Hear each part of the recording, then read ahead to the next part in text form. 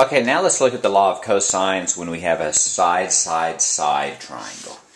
And first of all, a side-side-side triangle is just a case where we have the three sides and we're trying to find one or more of the angles. So as an example, let's say that you have a triangle. One is 7 and one is 9 and one is 13. Oops, bad 9. So the first thing you do is remember the law of cosines is a squared is equal to b squared plus c squared minus 2bc cosine A. These are small c's, so let's put a little line through them. Or b squared is equal to a squared plus c squared minus 2ac cosine B.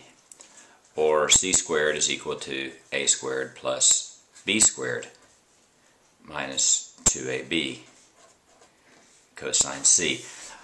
And the nomenclature here is that the capital Latin letters are going to be angles and the lowercase Latin letters are going to be sides. In this particular problem, we don't have labels, so we can label them A, B, C any way we wish. Let's call this A, this angle B, and this angle C. So this is side B, being opposite angle B. This is side A, and this is side C. Now the question is which angle do we want to find? Let's say we want to find angle A here. If we want to find angle A, then we would like to use the formula that has angle A in it.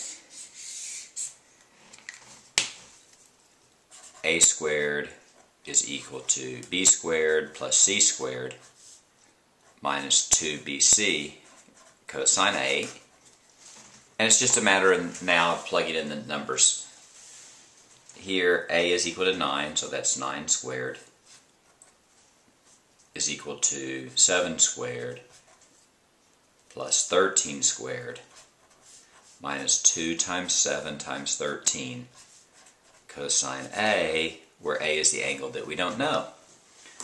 Now the problem here is that if you look at this problem, this is the only thing that we don't know, so what we want to do is we want to simply simplify it until we have cosine A by itself. So that's 81 is equal to 49 plus 13 times 13, I believe, is 169. And then it's minus, so let's see if we can do this. That's 14 times 13. If I was just doing this for myself, I would probably try to do that in my head, but since this is for YouTube, let's go ahead and multiply it out. That's 182 cosine A. And now let's just work it. Now what's the key to here? The key here is you have to remember PEMDAS. And make sure you always remember that. So that's, let's add these two together. That's 169 and 49. That's going to be 218 minus 182 cosine A, 81. Now you might want to be careful here a little bit. There's a tendency to subtract these, but we actually can't because that's multiplying. So what we have to do is we have to subtract 218, and we get a negative there. If we go 81 minus 218, we get minus 137 is equal to minus 182 cosine A. And now what we want to do is we want to divide both sides by negative 182. Negative 182. We have cosine A is equal to, let's do that on a calculator, that's 137 divided by 182, and you get 0.75 roughly. Now we have cosine A is 0.75. We want to find the angle, so what we want to do now is we want to do cosine inverse of 0.75, and that's going to be approximately equal to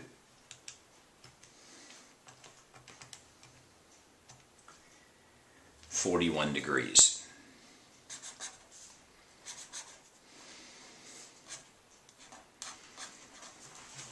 And that's how you find angle A.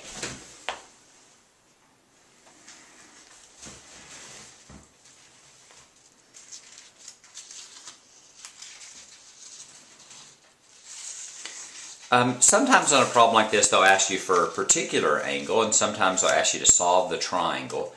If they ask you to solve the triangle, what they mean is that everything about the triangle that you don't know, they want you to solve for. So in this case, you know the three sides. Now you know A, so you need to solve for another angle. Just choose whichever you want. Let's choose for B next. So we have B squared is equal to A squared plus C squared minus 2AC cosine B, and you simply plug the numbers in. 7 squared is equal to 9 squared plus 13 squared minus 2 times 9 times 13 cosine of B. And now this problem is exactly like the problem that we did before, just different numbers. 49, 81, 169. That's 26 times 9. I'm going to do that on a calculator. 26 times 9, 234. I would have guessed that.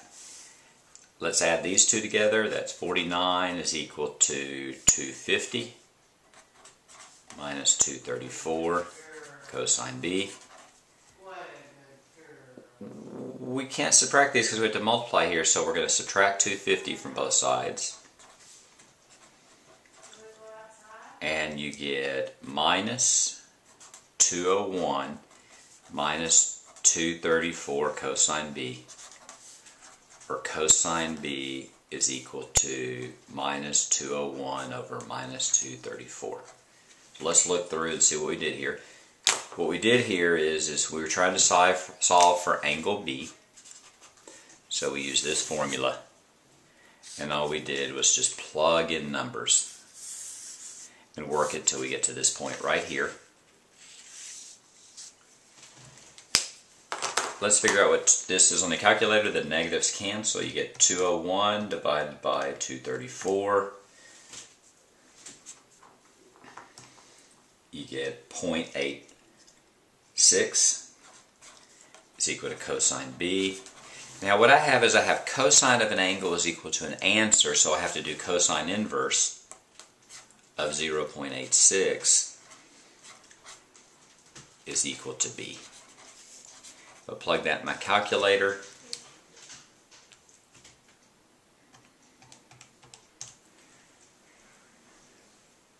I get about 31 degrees, and that's how I solve for B.